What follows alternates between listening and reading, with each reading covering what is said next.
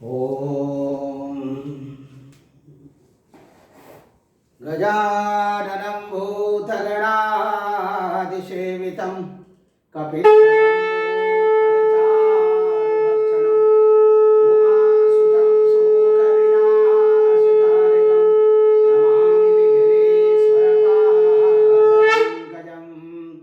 ओंकार स्वरूप परब्रह्म परमात्मने नमः। श्री सद्गुरुभ्यो नमः। जय ब्रह्मदेव, जय ब्रह्मदेव, जय जय ब्रह्मदेव।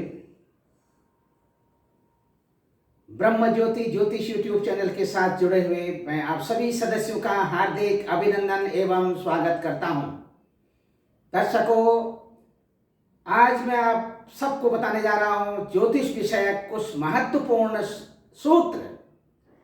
आइए, ये ज्योतिष विषयक महत्वपूर्ण सूत्र क्या हैं और कैसे इन सूत्रों का आप अपने इस ज्योतिष विषयक ज्ञान प्राप्त करने से पहले किस तरह से इन सूत्रों का प्रयोग करेंगे।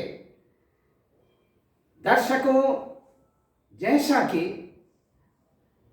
मैं पिछले अपने तमाम वीडियो के माध्यम से आप सबका ज्ञान वर्धन करते हुए आ रहा हूं, मेरा अथक प्रयास यही रहता है कि आप सब लोग अधिक से अधिक ज्योतिष विषयक जानकारी प्राप्त कर सकें, क्योंकि ज्योतिष विषय का एक अपने आप में एक अलौकिक और देदीप्यमान एक अनुभूति हम सबके अंदर, आप सबके अंदर होती रहती है। ज्योतिष विषय अपने आप में एक ऐसा विषय है जिसका चिंतन करना आप सबके लिए ज्ञानवर्धक होता है।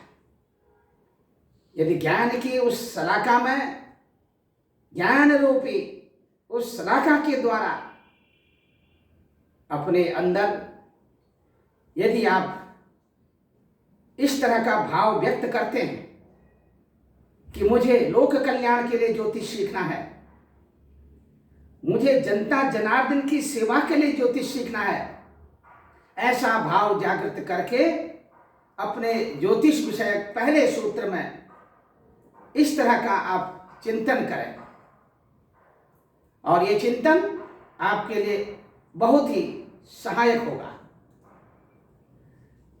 बहुत से लोग हैं ज्योतिष विषय में पारंगत होना चाहते हैं।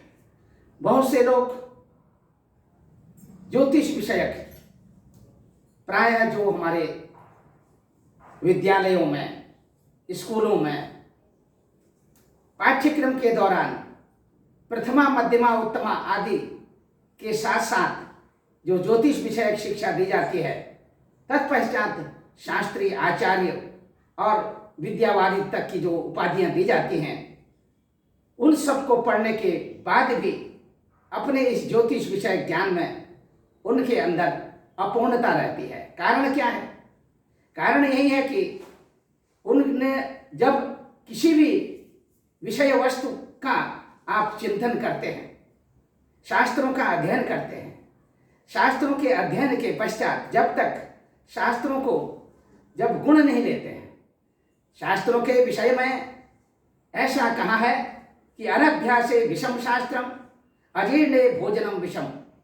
ये अलग बात है कि आपने ज्योतिष विषयक जो उपाधि है वो तो आपने ले ली, लेकिन विषयों को गुणा नहीं, और अपना जो चिंतन है, अपना जो अभ्यास है, वो अभ्यास किया नहीं। अभ्यास न करने से शास्त्र जो है वो विष बन जाता है। अनभ्यासे विषम शास्त्रम।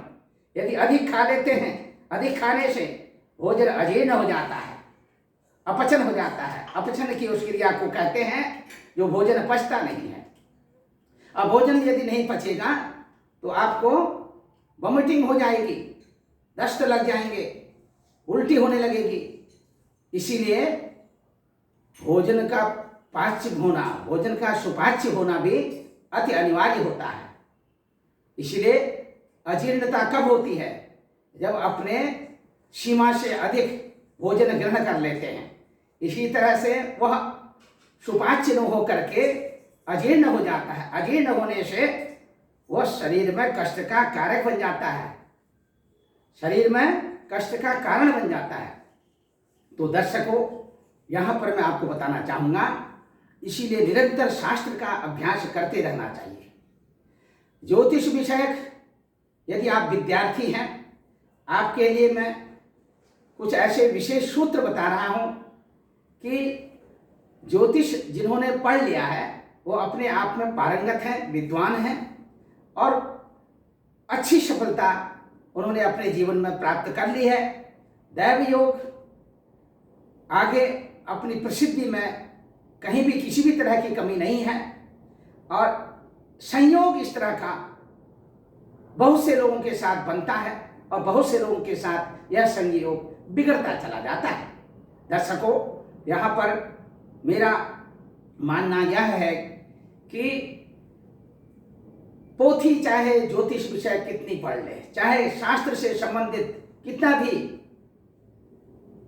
शास्त्रों में लिखी हुई बातों को कितना भी रट ले, लेकिन रटने से यह जरूर है कि दिशा का ज्ञान हो जाता है। यदि किसी वस्तु विशेष के बारे में यदि आपको विशेष जानकारी करनी है तो आपने उस वस्तु विशेष के उस थाह पर जाना होगा और उसमें गोता लगाना होगा। जिन ढूंढा तिन पाई के गहरे पानी बैठ। तो दर्शकों, जैसे जैसे आप और अगाध चिंतन करते चले जाते हैं, वैसे वैसे ही जैसे जैसे आप प्रैक्टिकल करते जाते हैं, प्रैक्टिकल अभ्यास, वैसे वैसे आपका जो चिंतन है, आपका वो चिंतन सार्थक हो जाता है।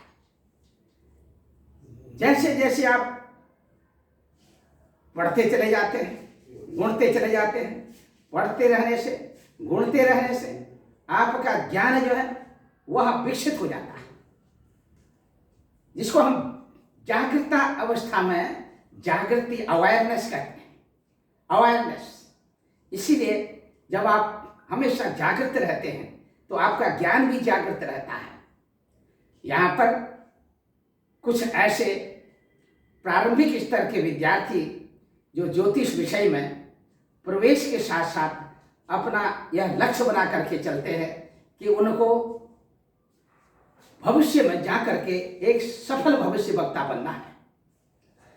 सफल भविष्य वक्ता वही बन सकता है जिसके अंदर सद्विचार हो, जो अनेक तरह की कुविचारों से रहित हो, जिसका हृदय, जिसका चित्त शुद्ध हो, जिसका मन शुद्ध हो, जिसकी वाणी में सरस्वती निवास करती हो, जो हमेशा माता सरस्वती का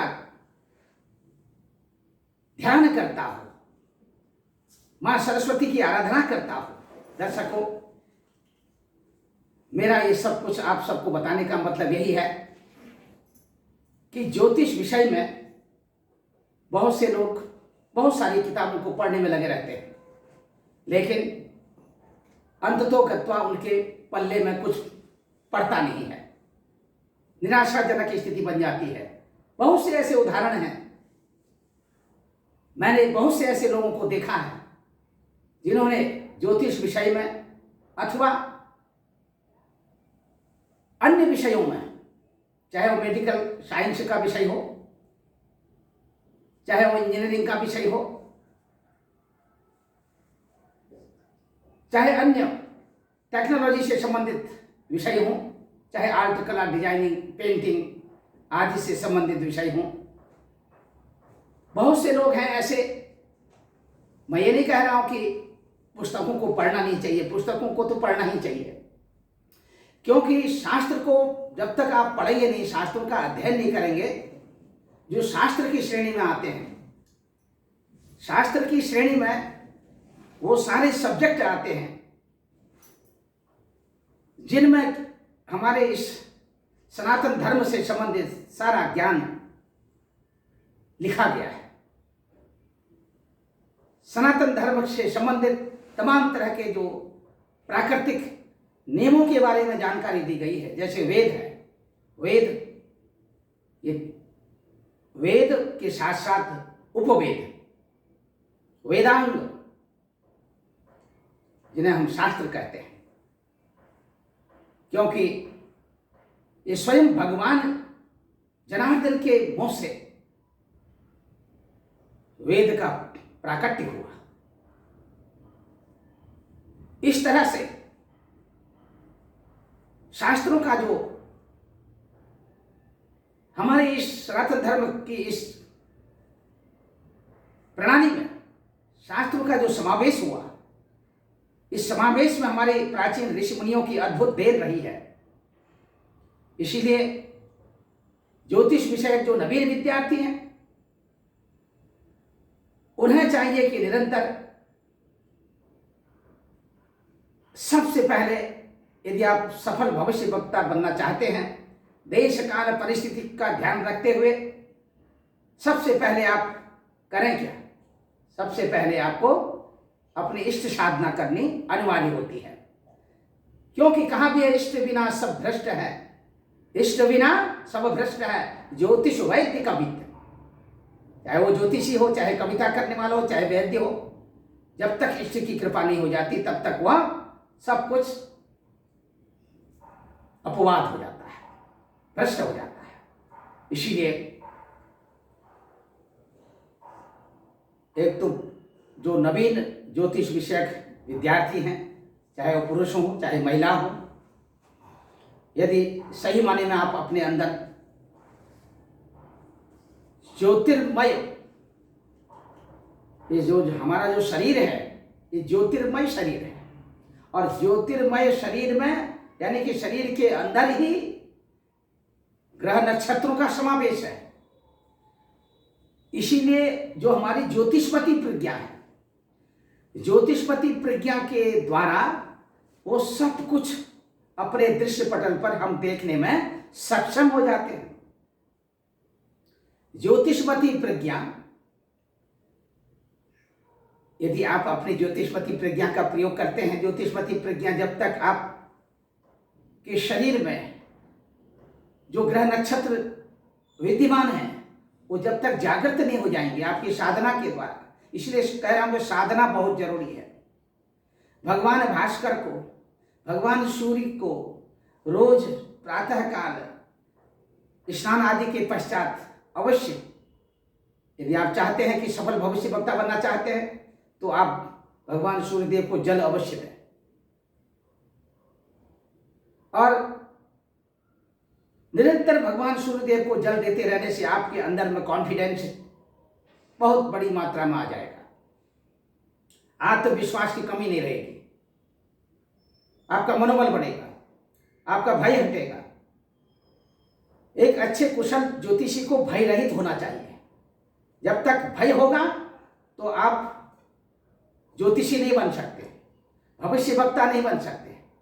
वो बात अलग है कि आप थोड़ा पुस्तकों को पढ़ते रहिए, ग्रह नक्षत्रों के बारे में जानकारी कर लीजिए, लेकिन भविष्यवाणी उसी ज्योतिषी अथवा ज्योतिषाचार्य की भविष्यवाणी सटीक बैठती है जो साधक होता है। साधना करना है, मां भगवती की साधना करो, गणेश जी की साधना करो, गणपति अथर्व शीर्ष का नित्य पाठ करें, मां भगवती का नित्य पाठ करें, कार्तिकेय बीज का पाठ करें, और इसी के साथ जो आपके अपने स्वयं के इष्ट हैं, मेरा इष्ट से मतलब है ये विद्या जो है संपूर्ण विश्व की विद्या है। इसलिए भारतीय ज्योतिष संपूर्ण विश्व में, विश्व के उन तमाम लोगों के लिए आज सहायक बनकर के, उनका मार्गदर्शक बनकर के, ये भारतीय ज्योतिष जो हमारी ऋषि मुनियों की देन है, ये उनके लिए पथ प्रदर्शक का काम कर रहा है। इसीलिए आपका चिंतन सही होना चाहिए। अनुभव की बात बता रहा हूं, जैसा आपका मन होगा, जैसा चिंतन होगा, जिधर की तरफ आपकी सोच होगी, आप ठीक उसी तरह से उसी तरफ आप चलते बढ़ेंगे। आप अपनी सोच को सार्थक बनाइए, साधनामय जीवन बनाइए। साधनामय जीवन में सब कुछ है। ये सारे टिमटिमाते हुए जो ग्रह नक्षत्र हैं, इन ग्रह नक्षत्रों के बारे में आप जितनी भी जानकारी हासिल करना चाहते हैं आप करिए। आप ग्रहों की डिग्री देखिए, ग्रहों का बलाबल देखिए, उनके मित्र, उनके शत्रु आदि के बारे में, कौन सा ग्रह किस ग्रह का मित्र है और कौन सा ग्रह आपस में एक दूसरे के शत्रु हैं।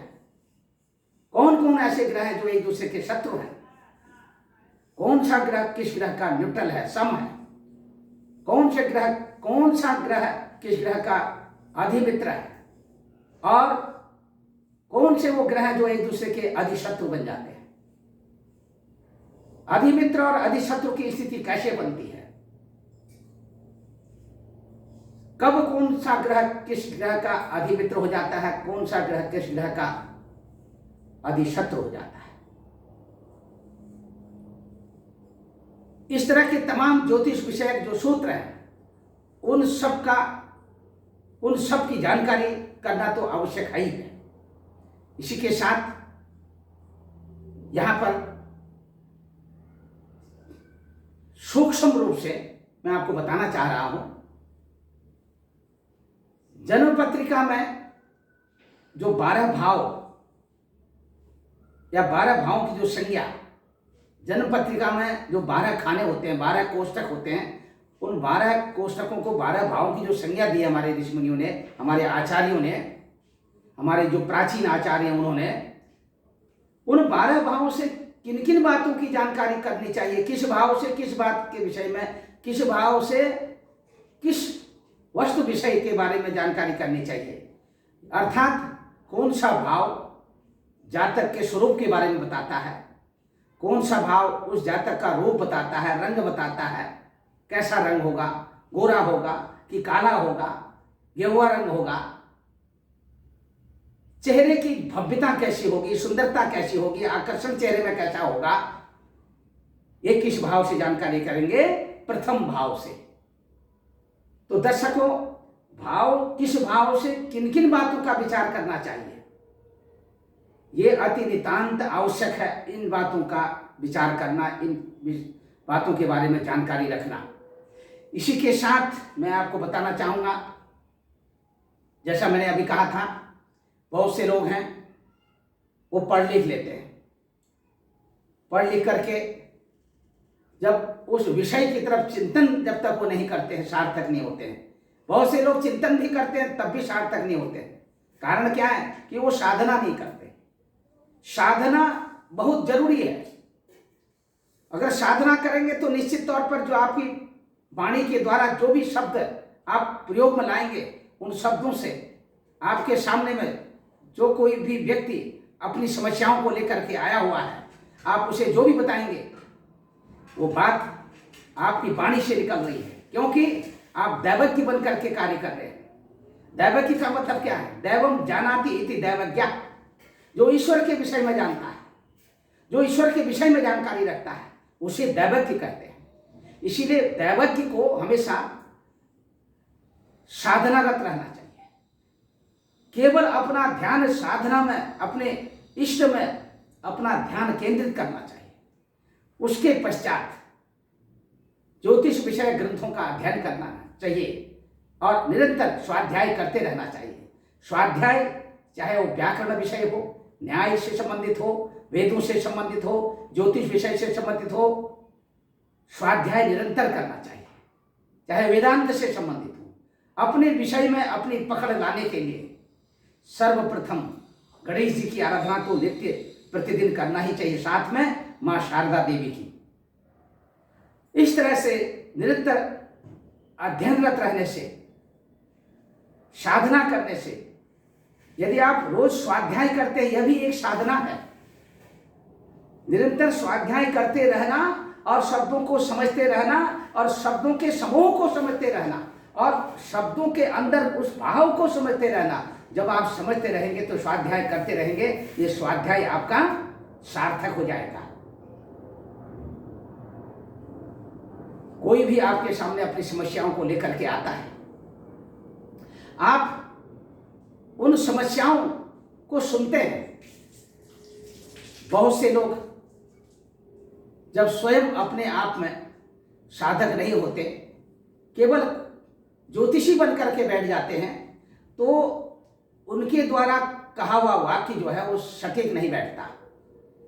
उनके द्वारा कही की जो बातें हैं वह सटीक नहीं बैठती हैं, यानी कि भविष्य कथन में कहीं न कहीं उनके द्वारा चूक हो जाती है। लिहाजा होता क्या है, जो आपसे अपनी समस्याओं को लेकर के आया है, बहुत परेशान है, आपका काम है कि कैसे, चाहे जैसे भी हो, कुछ ऐसा चिंतन करना है अपनी वाणी में। अगर ग्रह नक्षत्र उसके कहीं विपरीत दिशा की ओर भी चल रहे हैं, उसे कहीं विपरीत दिशा की ओर भी ले जा रहे हैं, अनेक तरह के कष्ट दे रहे हैं, कष्टों का उसे सामना करना पड़ रहा है, मात्र आपका उसकी जन्म पत्रिका में दृष्टि डालते ही उस जन्म पत्रिका में जो ग्रह दोष हैं, उन ग्रह दोषों के बारे में देखते ही उसको सीधे सीधे तौर पर आशीर्वाद की जो प्रणाली, हमारी आशीर्वाद की जो प्रक्रिया है, उसके तहत उनको आपने समझाना है कि आप चिंता मत करिए।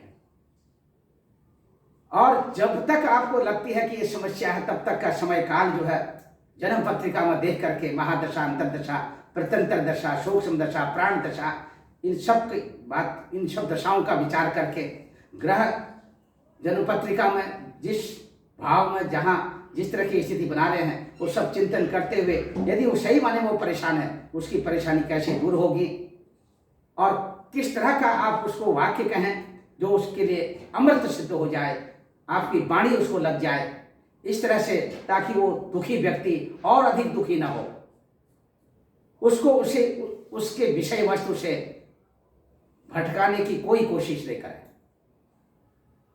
सही माने में दैवज्ञ जो है वो मार्ग दिखाता है, दिशा बताता है, आशीर्वाद देता है। आशीर्वाद देने के लिए सबसे पहले आपको अपने अंदर में साधनारत रहते, निरंतर साधना करते करते आपको साधक ही बनते रहना है। साधक बनते रहने से आपके अंदर में तमाम तरह की सिद्धियां स्वयं आ जाएंगी और आप एक अच्छे कुशल भविष्य वक्ता, लोक प्रसिद्ध भविष्य वक्ता बन सकते हैं।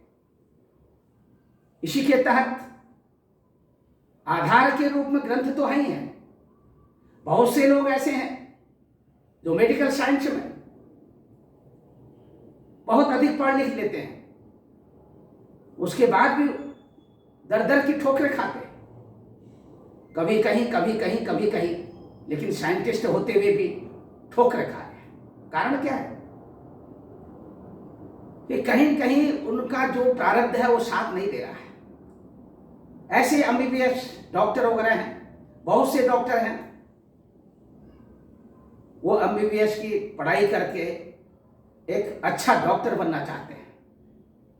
बहुत से उदाहरण मैंने देखे हैं, वो सफल नहीं हुए अपने जीवन में, पढ़ लिखने के बाद, अच्छे से पढ़ाई करने के बाद।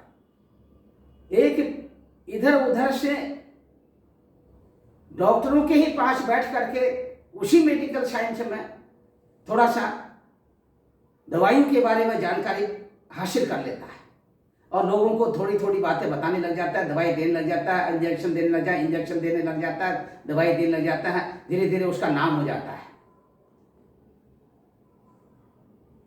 यही तो कुदरत का खेल है, पढ़े फारसी बेचे तेल। ये जो पढ़े फारसी बेचे तेल है, यही तो कुदरत का है, ये जो खेल है।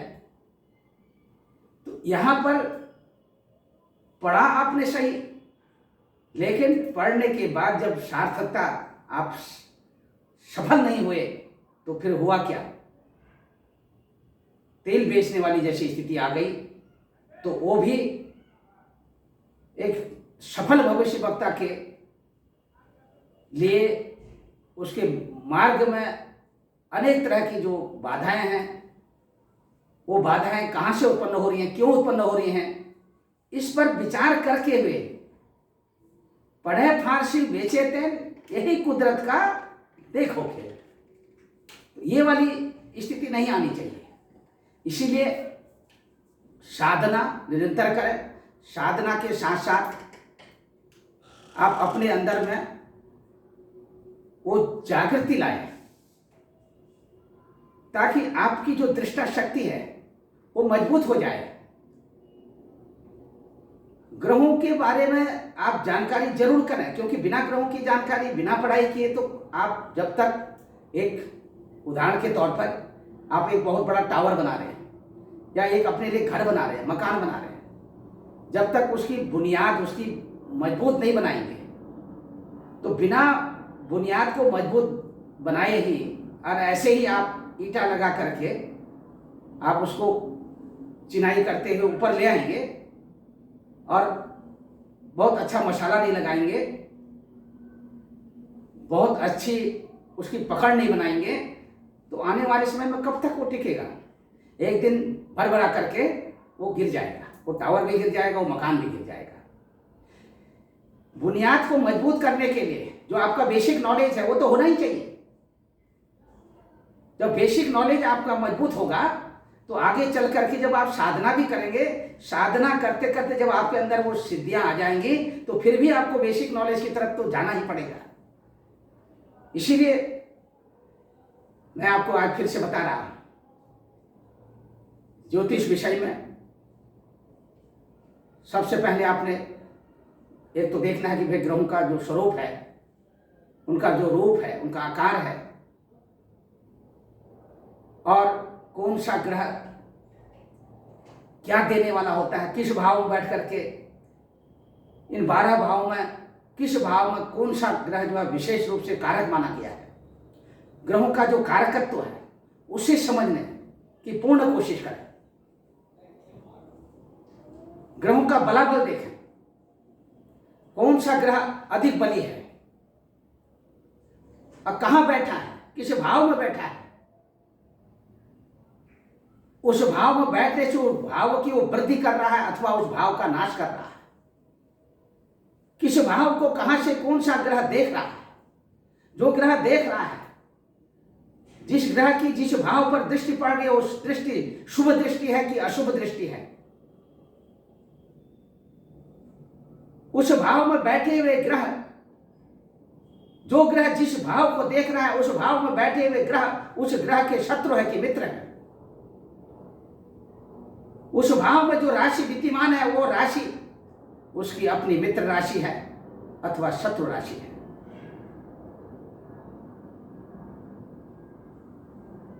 इन बातों का विशेष विचार करके तब उनके बलाबल का विचार करना चाहिए। बलाबल का विचार करने के पश्चात तब किसी व्यक्ति विशेष के बारे में अपनी वाणी के द्वारा कुछ ऐसी उनके भविष्य सूचक जो बातें आपको दिखाई देती हैं उनके बारे में उनको फल कथन करना चाहिए। दर्शकों, विशेष करके आज का जो मेरा विषय है ये केवल उन लोगों के लिए है जो ज्योतिष विषय में अपनी रुचि रखते हैं, ज्योतिष विषय सीखना चाहते हैं या सीख रहे हैं, नवीन विद्यार्थी हैं, लोगों को बताना चाहते हैं। बताने में कहीं कहीं किसी भी तरह से उनको कुछ हेजिटेशन होता है, अंदर से भय होता है, कुछ कहना चाहते हैं कह नहीं पाते हैं। कैसे आप खुल करके अपने सामने बैठे हुए व्यक्ति विषय के बारे में कैसे आप बताएंगे कि वो किस लिए आया है आपके सामने, क्या पूछना चाह रहा है, कौन सी समस्या है। आप उसके बैठते ही तुरंत ही आप उसको बता दीजिए, वो आपसे जरूर प्रभावित होगा।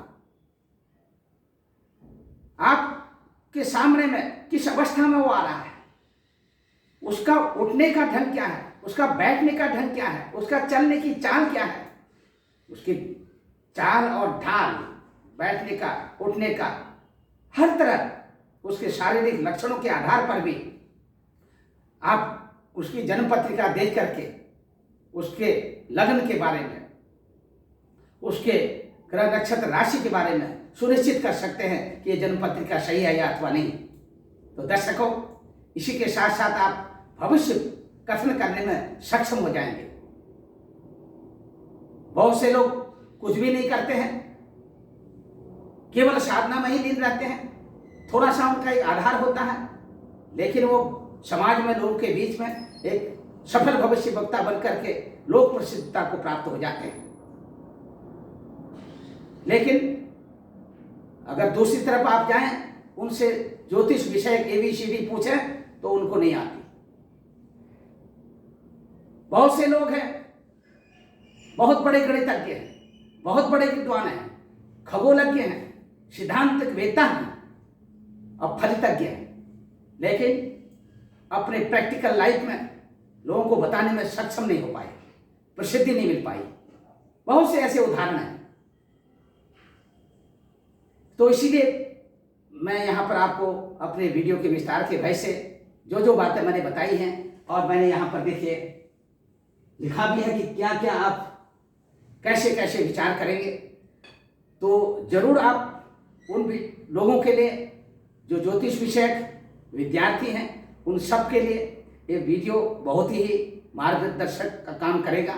और शुरू से लेकर अंत तक आप इस वीडियो को सुनिए और उसी के अनुसार आप कार्य करिए, अपने साधना पक्ष को बढ़ाइए, नित्य प्रतिदिन रेगुलर होकर के साधना करिए, अपने मन को इधर उधर बिल्कुल मत भटकाइए। क्योंकि जब मन भटकने लगता है विषयों की तरफ, अन्य विषयों की तरफ, तभी आपके अंदर में कमी आ जाती है। संस्कारों में कमी बिल्कुल ना आने दें।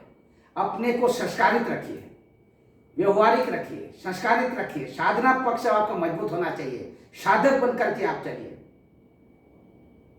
जैसे ही आप जो कुछ भी किसी के बारे में आप बताने जा रहे हैं, आप अंतर ध्यान होकर के बताइए।